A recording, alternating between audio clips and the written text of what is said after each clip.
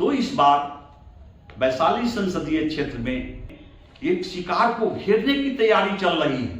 जी हां, आप जिससे बात कीजिए, एक तो वैशाली में टिकट के दावेदारों की संख्या अधिक है और आप जिस किसी से बात कीजिए वे कहेंगे कि इस बार तो बीना देवी का टिकट कटना तय है।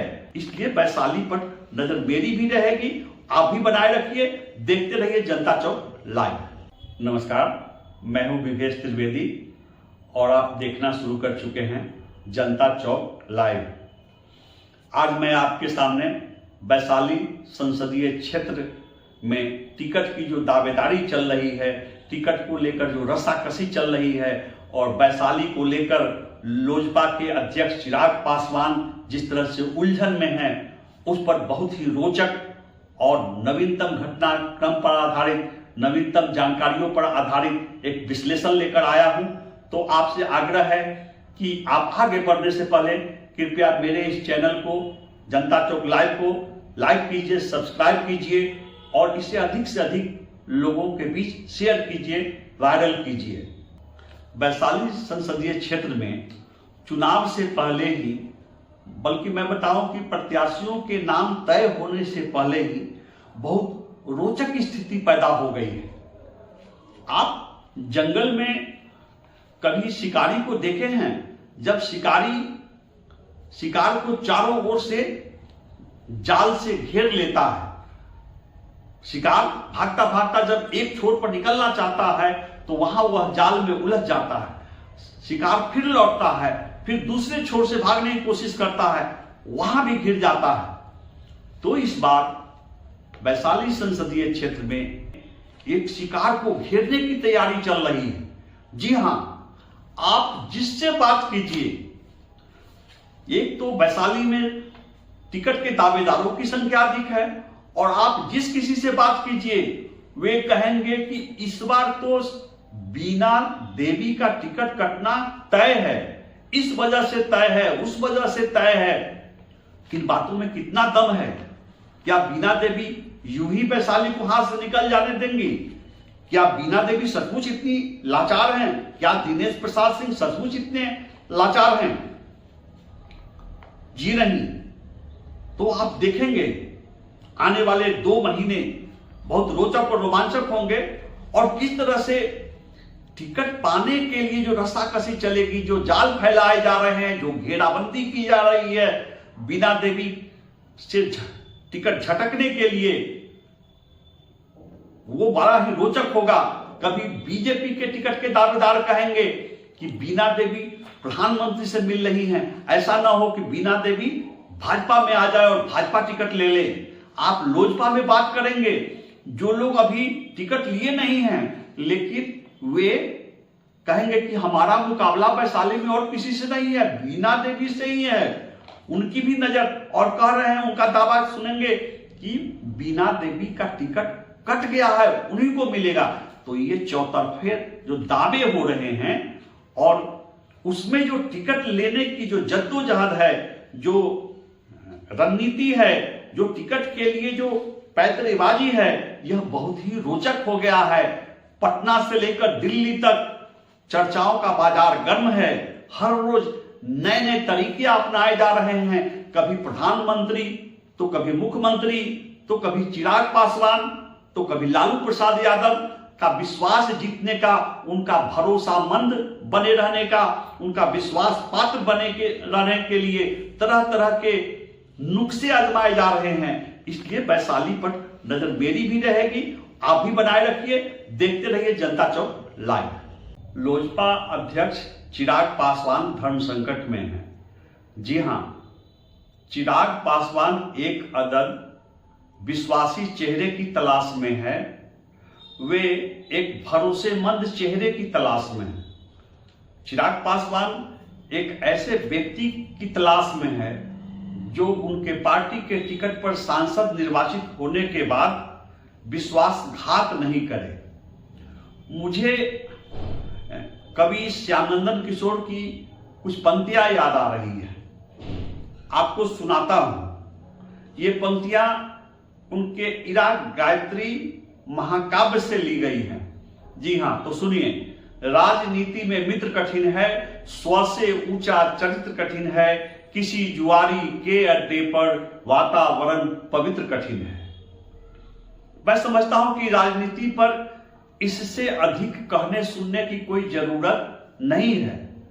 भारतीय राजनीति का सार संक्षेप इन 4 पंक्तियों में निहित है। आज की तारीख में अगर हम राजनीति में भरोसेमंद लोगों की तलाश करें तो यह आश्चर्यजनक है।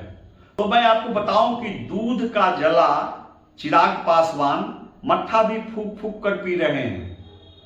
वे पिछले लोकसभा चुनाव में लोजपा टिकट पर जीतकर आए सांसदों की कहानी भूल नहीं पा रहे हैं। जिन सांसदों की वजह से चिराग पासवान सड़क पर आ गए, उस बात को वे भूल नहीं पा रहे हैं। फिर सामने लोकसभा चुनाव 2024 है और चिराग पासवान को ऐसे चेहरे की तलाश है जो उनके पार्टी के टिकट पर जीते तो फिर से विश्वासघात न कर दे। मैं अपने दर्शकों को संक्षेप में बताता हूं कि 2019 के लोकसभा चुनाव में जो सांसद जीत करके आए थे, लोजपा टिकट पर जीत कर आए थे, उन लोगों ने ऐन वक्त पर चिराग पासवान से विश्वासघात किया, गद्दारी कर दी और चिराग पासवान अपनी ही पार्टी में अलग थलग पड़ गए। जी हां, आपको बता दूं कि समस्तीपुर से निर्वाचित प्रिंस राज, खगड़िया से निर्वाचित महमूद अली कैसर, नवादा से निर्वाचित चंदन सिंह और खुद हाजीपुर से निर्वाचित चिराग पासवान जी के चाचा पशुपति पारस और वैशाली से निर्वाचित बीना देवी, ये 5 अलग हो गए और चिराग पासवान देखते देखते अलग थलग पड़ गए। इन 5 ने एक अलग दल बना लिया और इनका दावा था कि मूल पार्टी चिराग पासवान अलग है तो हैं, लेकिन रामविलास पासवान की जो लोजपा है उसके वो पार्टी उनके पास है। और पशुपति पारस सिर्फ कैबिनेट मंत्री ही नहीं बने, वे लोजपा के अध्यक्ष भी बन गए। तो जिस पार्टी को उनके पिता रामविलास पासवान जी ने खड़ा किया था, जिस पार्टी को रामविलास पासवान जी ने आगे बढ़ाया था, उस पार्टी को हिजैक कर लिया गया और चिराग पासवान अलग थलग पड़ गए। उसके बाद चिराग पासवान, आपको पता है कि लगातार संघर्ष करते रहे हैं, सड़क पर संघर्ष करते रहे हैं, अपने दल को फिर से मजबूत करने के लिए संघर्ष करते रहे हैं। क्योंकि जब चाचा पशुपति पारस 5 सांसदों के साथ अलग हो गए तो इनके पास, चिराग पासवान के पास न तो दिया बचा और न बंगला बचा। जी हां, पार्टी का चुनाव चिन्ह भी नहीं बचा चिराग पासवान के पास और उनके पिता रामविलास पासवान का सरकारी बंगला जो दिल्ली में होता था वो भी चला गया। तो चिराग पासवान इस बात को भूले नहीं हैं कि किन लोगों की वजह से उनकी पार्टी चली गई और वो सड़क पर आ गए। ऐसी गलती को वे कभी दोहराना नहीं चाहेंगे, इसलिए चिराग पासवान फूक फूक कर मट्ठा पी रहे हैं और वे भरोसेमंद उम्मीदवारों की तलाश में हैं। और भरोसेमंद उम्मीदवार की तलाश में इसलिए हैं कि लोक जनशक्ति पार्टी ही नहीं, कोई भी जो छोटी पार्टी होती है उसको तोड़ने के लिए 2/3 का बहुमत जुटाना बहुत आसान होता है। 2-4 सांसदों को अगर किसी ने अपनी ओर मोड़ लिया, चाहे वो पैसे के बल पर तोड़ ले, चाहे वो पद का लोभ देकर तोड़ ले, तो पार्टी बर्बाद हो जाती है, पार्टी ताश के पत्तों की तरफ बिखर जाती है। आपको याद होगा कि किस तरह से नीतीश कुमार के इशारे पर ललन सिंह ने वैशाली की सांसद बीना देवी के पति दिनेश प्रसाद सिंह के साथ मिलकर लोजपा को विभाजित कराया। जी हां, सांसद बीना देवी के दिल्ली स्थित आवास पर ही लोजपा के विभाजन की पटकथा लिखी गई थी, लोजपा में विद्रोह की पटकथा लिखी गई थी और सारे सांसद अलग हो गए थे। अब जबकि फिर से चुनाव सामने है तो चिराग पासवान अब इस बार कोई चूक नहीं करना चाहेंगे। उन्हें भरोसेमंद चेहरे की तलाश है। अब मैं दूसरी बात पर आता हूं, फिर से वैशाली संसदीय क्षेत्र पर लौटता हूं कि चिराग पासवान को वैशाली सीट क्यों चाहिए, उनके लिए वैशाली क्यों जरूरी है, लोजपा के लिए वैशाली क्यों जरूरी है। तो आप जानते हैं कि लोजपा के लिए हाजीपुर जितना जरूरी है उतना ही जरूरी वैशाली संसदीय सीट है। ये वही हाजीपुर संसदीय सीट है जहां 1977 के लोकसभा चुनाव में रामविलास पासवान जी ने जीत का रिकॉर्ड बनाया था। उसके बाद उन्होंने हाजीपुर संसदीय क्षेत्र को अपनी कर्मभूमि बना करके रखा। जब कभी हाजीपुर संसदीय क्षेत्र की चर्चा चलती है तो सुनने वाले के जेहन में रामविलास पासवान की तस्वीर उभरती है। तो क्या चिराग पासवान अपने पिता की कर्मभूमि को यूं ही छोड़ देंगे? दिया पहले ही चला गया, पार्टी का चुनाव चिन्ह पहले ही जा चुका है, पिता का ऐतिहासिक बंगला चला गया, तो क्या अब वे अपने पिता की कर्मभूमि भी छोड़ देंगे? हाजीपुर संसदीय क्षेत्र को छोड़ने का मतलब है कि रामविलास पासवान की कर्मभूमि को छोड़ना। हाजीपुर संसदीय क्षेत्र को छोड़ने का मतलब है रामविलास पासवान के राजनीतिक संघर्ष को भुला देना। तो ऐसी गलती कभी नहीं करेंगे चिराग पासवान। वे हर हाल में हाजीपुर सीट अपने हिस्से में रखना चाहेंगे। अब वे वक्त बताएगा कि हाजीपुर से चिराग पासवान खुद चुनाव लड़ेंगे या उनकी मां प्रत्याशी होंगी, क्योंकि चिराग पासवान अभी जमुई के सांसद हैं और जमुई के लोगों के भी लगातार संपर्क में हैं। तो एक कयास यह भी लगाया जा रहा है कि उनकी मां हाजीपुर से लोजपा की उम्मीदवार हो सकती है। अब यहाँ कंट्रास्ट यह है, यहाँ सब चर्चा का विषय यह है कि केंद्रीय मंत्री और चिराग पासवान के चाचा पशुपति कुमार पारस हाजीपुर से निर्वाचित सांसद हैं और वे अब भी हाजीपुर पर दावा ठोक रहे हैं। वे हाजीपुर से ही चुनाव लड़ने की घोषणा कर रहे हैं बार बार। लेकिन एक सच्चाई को भुलाया नहीं जा सकता है कि भले ही पशुपति कुमार पारस कैबिनेट मंत्री बन गए हैं, भले ही पशुपति कुमार पारस 5 सांसदों के साथ अलग खेमा बनाकर, अलग दल बनाकर उसके वो अध्यक्ष बन गए हैं, लेकिन बिहार के पासवान समाज पर आज भी चिराग पासवान की पकड़ है। बिहार का पासवान समाज रामविलास पासवान के लड़के चिराग पासवान में ही अपना अगला नेतृत्व देखता है। और यही वजह है कि बिहार में जहां कहीं भी चिराग पासवान की सभा होती है, जहां कहीं चिराग पासवान मीटिंग करते हैं, वहां लोगों की भीड़ उमड़ती है।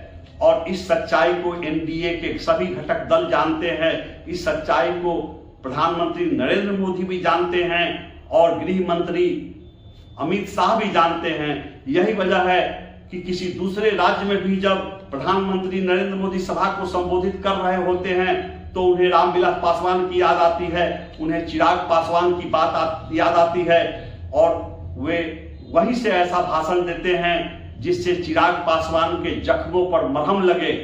तो मैं ये कहना चाहता हूं कि नरेंद्र मोदी हो या अमित शाह चिराग पासवान को नजरअंदाज नहीं कर सकते हैं। चिराग पासवान के साथ जो उनकी पृष्ठभूमि है, उनके पास जो जातीय जनाधार है, उसे एनडीए कभी भी नजरअंदाज नहीं कर सकता है।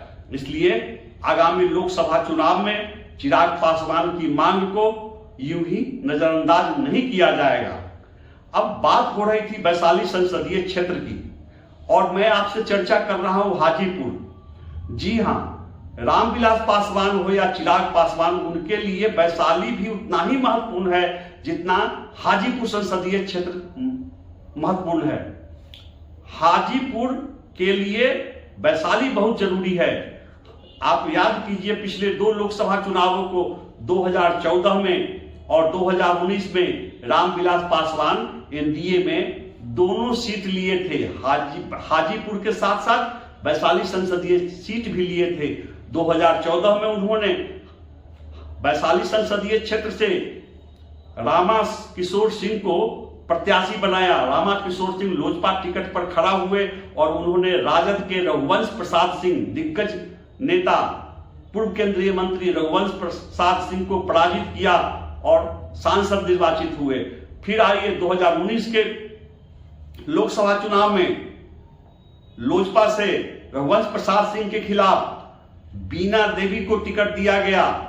जी हां, उस समय बीना देवी प्रत्याशी बनाई गई थी, जबकि बीना देवी भाजपा की नेता होती थी। वे एक बार गायघाट से भाजपा निर्वाचित हो चुकी थी और दूसरी बार गायघाट विधानसभा क्षेत्र से वो चुनाव हार गई थी भाजपा टिकट पर।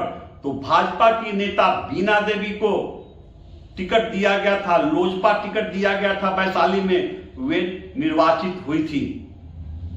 तो बीना देवी को क्यों मिला इसकी चर्चा मैं बाद में करता हूं कि बीना देवी को, जबकि वो भाजपा की नेत्री थी, फिर भी उनको टिकट कैसे मिला, क्यों मिला, इसकी चर्चा मैं बाद में करूंगा।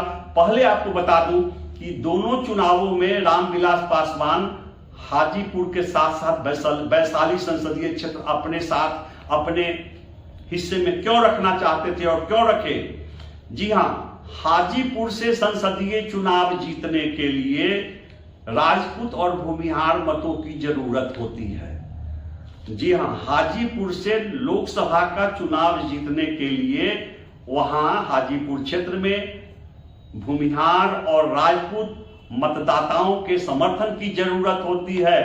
लालगंज विधानसभा क्षेत्र में राजपूत मत बहुत संख्या में है, वहां भूमिहार मत भी बहुत संख्या में है। दोनों जाति के विधायक वहां से निर्वाचित होते रहे हैं। पूरे हाजीपुर लोकसभा क्षेत्र में राजपूत मतदाताओं को नजरअंदाज नहीं किया जा सकता है, भूमिहार मतदाताओं को नजरअंदाज नहीं किया जा सकता है। तो रामविलास पासवान जी की रणनीति होती थी कि वैशाली में एक राजपूत कैंडिडेट को देकर और राज्य में कहीं और एक भूमिहार कैंडिडेट को टिकट देकर वे हाजीपुर संसदीय क्षेत्र की जनता को बताना चाहते थे कि हम सिर्फ अपने परिवार के लिए नहीं, बल्कि हम राजपूत प्रत्याशी भी खड़ा करते हैं, हम भूमिहार प्रत्याशी भी खड़ा करते हैं। आपको याद होगा कि पिछले लोकसभा चुनाव में बीना देवी को वैशाली से प्रत्याशी बनाया गया था और नवादा में लोजपा टिकट पर सूरजभान सिंह के भाई चंदन सिंह को प्रत्याशी बनाया गया था। इसका लाभ रामविलास पासवान के परिवार को हाजीपुर संसदीय क्षेत्र में मिलता रहा। तो रामविलास पासवान की तरह उनके पुत्र चिराग पासवान भी वैशाली संसदीय क्षेत्र के अहमियत को समझते हैं और वे हाजीपुर में अपने समीकरणों को दुरुस्त रखने के लिए और राज्य में यह दिखाने के लिए कि वे सिर्फ पासवानों के नेता नहीं हैं, लोजपा सिर्फ पासवानों की पार्टी नहीं है, इसमें सभी दलों के लिए जगह है, वे वैशाली सीट का डिमांड करेंगे। अगर वैशाली छोड़ देंगे तो चिराग पासवान हाजीपुर में कमजोर पड़ेंगे और हाजीपुर वैशाली दोनों छोड़ देंगे तो चिराग पासवान के पैर उत्तर बिहार में तिरहुत क्षेत्र में समस्तीपुर से लेकर मुजफ्फरपुर, वैशाली, हाजीपुर के इलाके में उनकी पकड़ कमजोर हो जाएगी। तो चिराग पासवान ऐसा कदापि नहीं चाहेंगे, वे हर हाल में वैशाली लेना चाहेंगे। अब बार बार सवाल उठता है कि हाजीपुर से तो ठीक है, वो उनको लड़ना है चिराग पासवान को, लेकिन वैशाली में भूमिहार ही क्यों, वैशाली में राजपूत ही क्यों? मैं आपको बताऊं कि वैशाली से यादव भी चुनाव लड़ते रहे हैं। मैं इस पर अलग से एक स्टोरी करूंगा। वहां वैशाली से मल्लाह भी चुनाव लड़ते रहे हैं। वैशाली से कुर्मी जाति के दिग्गज नेता, पूर्व मंत्री, पूर्व सांसद विष्णु पटेल भी चुनाव लड़ते रहे हैं। पूर्व मंत्री हिंद केसरी यादव भी चुनाव लड़ते रहे हैं। लेकिन जब बात चलती है वैशाली लोकसभा क्षेत्र की तो लोग भूमिहार प्रत्याशी की चर्चा करते हैं, लोग राजपूत प्रत्याशी की चर्चा करते हैं। वे यह चर्चा इसलिए करते हैं कि यहां भूमिहार या राजपूत प्रत्याशी को खड़ा करना चिराग पासवान जी के लिए, उनके परिवार के लिए, रामविलास पासवान जी के लिए हाजीपुर में मुफीद होता है, उपयोगी होता है, इसलिए बात चलती। अब आइए कि क्या क्या विकल्प हैं चिराग पासवान के सामने।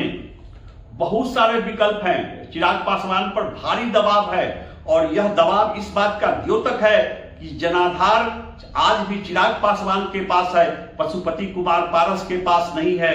जब चिराग पासवान की सभाओं में भीड़ उमड़ने लगी, जब चिराग पासवान की मीटिंग में लोग जमा होने लगे, तो बीना देवी को, जी हाँ, जेडीयू एमएलसी दिनेश प्रसाद सिंह की पत्नी, वैशाली की सांसद बीना देवी को बात समझ में आ गई कि जनाधार चिराग पासवान के साथ है। वे एक बार फिर से लोजपा टिकट पाने के लिए, वे एक बार फिर से चिराग पासवान का विश्वास जीतने के लिए हाथ पैर मार रही हैं, हाथ पैर फैला रही हैं। तो एक दावेदार बीना देवी जो सिटिंग सांसद हैं, वो खुद हैं। अब यह चिराग पासवान पर निर्भर करता है कि वे किसी विश्वासी नए चेहरों को लाते हैं या जिस चेहरे को वो पिछली बार आजमा चुके हैं और उस चेहरे को आजमाने का परिणाम देख चुके हैं, उसका रिजल्ट भोग रहे हैं। तो ये निर्भर करता है चिराग पासवान पर कि वे किसे आजमाना चाहेंगे। मैंने कहा कि चिराग पासवान के पास विकल्प की कमी नहीं। चिराग पासवान की पार्टी में जब विभाजन हुआ, जब चिराग पासवान अकेले पड़ गए, तो मैंने आपको बताया कि बहुत सारे विश्वासी नए लोग उनके साथ जुड़े और उनको लेकर वो संगठन को मजबूत करने चले। एक उनमें से दावेदार हैं संजय सिंह। जी हाँ, संजय सिंह मुजफ्फरपुर जिला लोजपा के संगठन प्रभारी हैं। वे प्रदेश लोजपा के प्रचार प्रमुख हैं, प्रचार प्रसार प्रमुख हैं। वे दिन रात वैशाली लोकसभा क्षेत्र में सक्रिय हैं। जी हाँ, कहा जाता है कि संजय सिंह बड़ी संख्या में, लाखों की संख्या में कैलेंडर छपवाकर, टी शर्ट छपवाकर वैशाली संसदीय क्षेत्र के गांव-गांव में, हर प्रखंड में घूम रहे हैं, कार्यकर्ताओं के बीच जा रहे हैं, आम लोगों के बीच जा रहे हैं, युवाओं के कंधे पर हाथ रख रहे हैं और वे टिकट के दावेदार भी हैं। तो क्या खासियत है? तो दो बातों की चर्चा हो रही है। एक, जब चिराग पासवान को संगठन को फिर से खड़ा करना था, पार्टी को फिर से खड़ा करने की जरूरत थी, तो उस समय पिछले 2 साल से संजय सिंह लगातार उनकी पीठ पर खड़े हैं और संगठन को खड़ा करने में उनकी मदद कर रहे हैं। जैसे जैसे चुनाव करीब आ रहा है, तरह तरह के भ्रम फैलाए जा रहे हैं। टिकट के दावेदार प्रतिद्वंदियों के बारे में भ्रामक खबरें फैला रहे हैं। कोई आपको बताएंगे कि वैशाली संसदीय क्षेत्र के गांव-गांव में दिनेश प्रसाद सिंह का नेटवर्क है। कोई कह रहे हैं कि वैशाली संसदीय क्षेत्र के हर प्रखंड में भूमिहारों के बीच रविरंजन प्रसाद सिंह की गहरी पैठ है।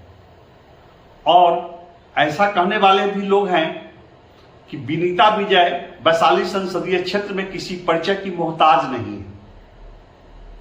यहां तक तो चल सकता है। कुछ लोग यह भी दावा कर रहे हैं कि इस बार लोजपा सांसद बीना देवी का टिकट कटना तय है।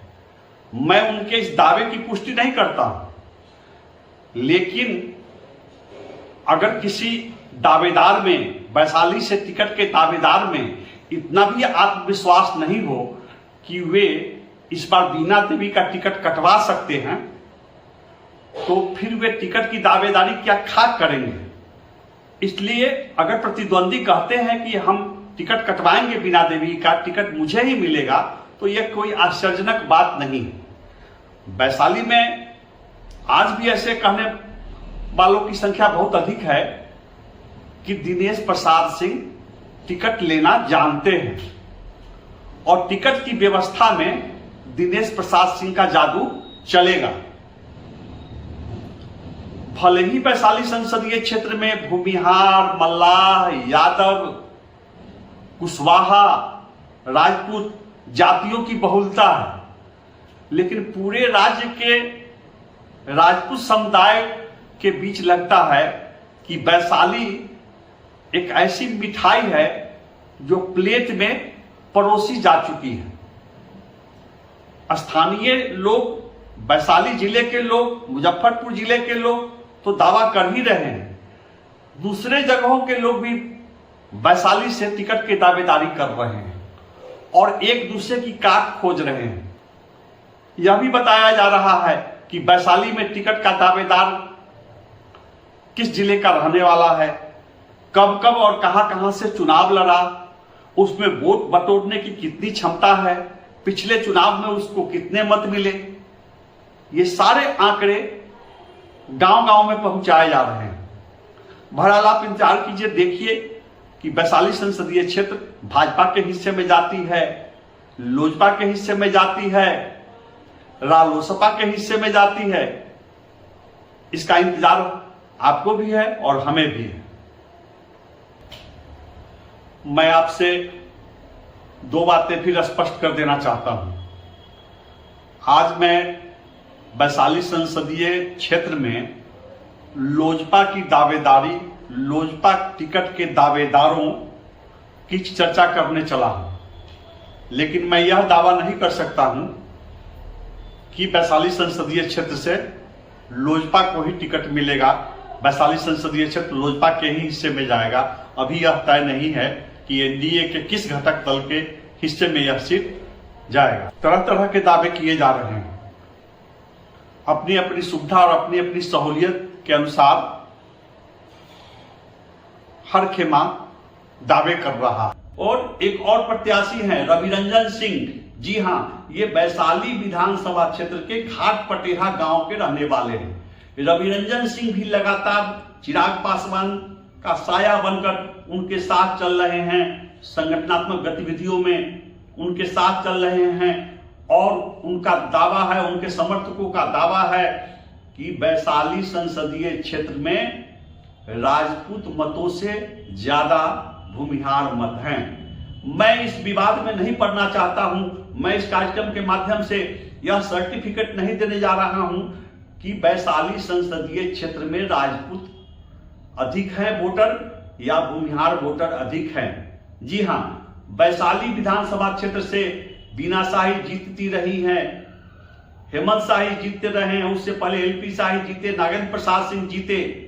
आप आइए पारू से वीरेंद्र प्रसाद सिंह, जैतपुर स्टेट वीरेंद्र कुमार सिंह कई बार विधायक निर्वाचित होते रहे, लगातार विधायक निर्वाचित होते रहे। आपको साहेबगंज विधानसभा क्षेत्र है, वहां से भी भूमिहार लगातार जीतते रहे हैं। बरुराज में कहा जाता है कि राजपूत वोटर अधिक हैं, भूमिहार उससे कुछ कम हैं। वहां या तो यादव जीतते हैं, वहां शशि कुमार राजपूत जीते, कई बार जीते, और अभी अरुण कुमार सिंह भाजपा के विधायक हैं। इनके पिता भी बरुराज क्षेत्र से चुनाव जीतते रहे। कांटी विधानसभा क्षेत्र है, यहां से लगातार भूमिहार प्रत्याशी जीतते रहे हैं। आजकल वहां मुस्लिम विधायक हैं। तो मेरे कहने का मतलब है कि लोकसभा क्षेत्र जिसे वैशाली कहते हैं, इसमें भूमिहार मतों की भी अच्छी संख्या है। तो रामविलास पासवान भी इस बात को समझते थे और चिराग पासवान की भी नजर है, वे हर हाल में राज्य में कहीं एक जगह से भूमिहार और कहीं एक जगह से राजपूत प्रत्याशी खड़ा करना चाहेंगे। ये उनकी रणनीति होती है। अब यह वक्त बताएगा कि वे किस पर विश्वास करते हैं। तो क्या बीना देवी यूं ही मैदान छोड़ देगी? जी नहीं। जो लोग बीना देवी को जानते हैं, जो लोग दिनेश प्रसाद सिंह को जानते हैं, वे आपको बताएंगे कि जहां पर जाकर लोगों की सोच समाप्त होती है, जहां पर जाकर लोगों का दिमाग काम करना बंद करता है, जनता दल यू के एमएलसी दिनेश प्रसाद सिंह का दिमाग वहां से काम करना शुरू करता है और वो पूरी स्थिति पर नजर रख रहे हैं। उनकी पत्नी बीना देवी अभी वैशाली की सांसद हैं और दिनेश प्रसाद सिंह के हर दल में अच्छे संपर्क हैं। जी हाँ, मैं आपको बताऊं कि सबसे पहले तो वे लालू प्रसाद के विश्वास पात्र होते थे और उसी निकटता की बदौलत उन्होंने बीना देवी को लालगंज विधानसभा क्षेत्र से राजद का टिकट दिलवाया था। जोरदार मुकाबला हुआ था बीना देवी और मुन्ना शुक्ला की पत्नी अन्नू शुक्ला के बीच। हालांकि कुछ मतों से बीना देवी हार गई थी। तो राजद में भी उनके संपर्क आज भी है। लालू प्रसाद से भी दिनेश प्रसाद सिंह के रिश्ते प्रगाढ़ बताए जाते हैं। अब आइए मैं मुख्यमंत्री नीतीश कुमार की बात करता हूं। दिनेश प्रसाद सिंह अभी भी जेडीयू के विधान पार्षद हैं और लोजपा को तोड़ने में चिराग पासवान की वजह से जनता दल यू के बहुत सारे कैंडिडेट हार गए थे। विधानसभा में नीतीश कुमार के विधायकों की संख्या कम गई थी। नीतीश कुमार आहत थे। इसका बदला लेने के लिए जब ऑपरेशन लोजपा चला, जब ऑपरेशन लोजपा के तहत पार्टी को तोड़ा जा रहा था, तो उसकी रणनीति दिल्ली में दिनेश प्रसाद सिंह के आवास पर ही बन रही थी। और हाल फिलहाल में बरुराज में मोतीपुर के पास जब दिनेश प्रसाद सिंह के बेटे बेटी की इथेनॉल फैक्ट्री को देखने मुख्यमंत्री आए और उन्होंने अधिकारियों को कहा कि इस फैक्ट्री के चलाने की जो बाधाएं हैं, जो समस्याएं, इसको दूर कीजिए, तो फिर एक संकेत दिया मुख्यमंत्री नीतीश कुमार ने कि वे दिनेश प्रसाद सिंह के साथ हैं। तो लोग कहते हैं, मैं नहीं कहता हूं, कि दिनेश प्रसाद सिंह चाहेंगे तो आरजेडी से भी टिकट ले सकते हैं बीना देवी के लिए। दिनेश प्रसाद सिंह चाहेंगे, जब चाहेंगे वे जनता दल यू से भी टिकट ले सकते हैं। बात इतनी नहीं है, दिनेश प्रसाद सिंह के मुकेश सहनी से भी अच्छे रिश्ते हैं, वीआईपी के अध्यक्ष। अगर मुकेश सहनी भी 2-3 सीट लेंगे किसी गठबंधन में, चाहे वो एनडीए में ले, चाहे वो इंडिया गठबंधन में ले, तो दिनेश प्रसाद सिंह जानते हैं कि वीआईपी टिकट कैसे लिया जाता है। तो वे इन तीनों के अलावे उनको ये लग रहा है दिनेश प्रसाद सिंह को और बीना देवी को कि ऐसी भी स्थिति आ सकती है कि विभाजन की बातों को याद करते हुए चिराग पासवान बीना देवी को टिकट न भी दे। तो इससे बचने के लिए हाल फिलहाल में दिनेश प्रसाद सिंह और बीना देवी दोबारा प्रधानमंत्री नरेंद्र मोदी से मिले। कहने वाले कहते हैं कि यह सामान्य मुलाकात थी।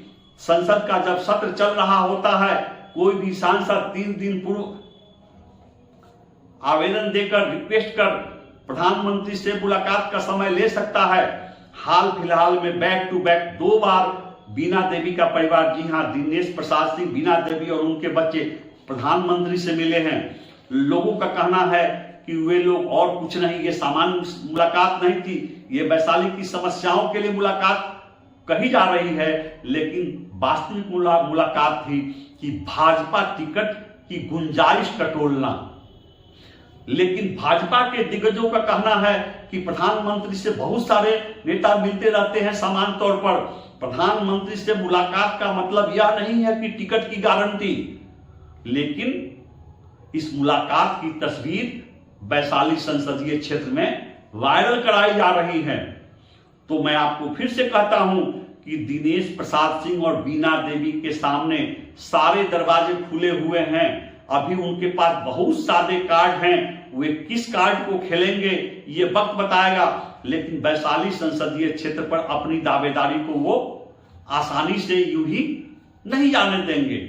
एक और नेता हैं, मैं विनीता विजय जी की बात कर रहा हूं। जी हां, पूर्व मंत्री रघुनाथ पांडे जी की बहू विनीता विजय।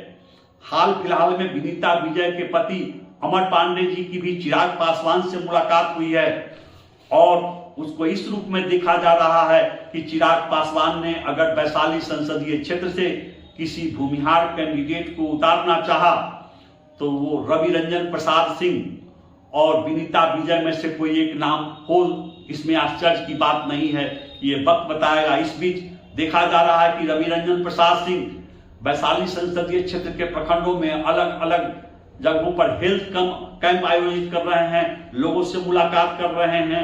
इधर संजय सिंह लगातार कैलेंडर वितरित कर रहे हैं और यह अगले 2-4 महीनों का जो समय है इसमें रोमांच बना रहेगा।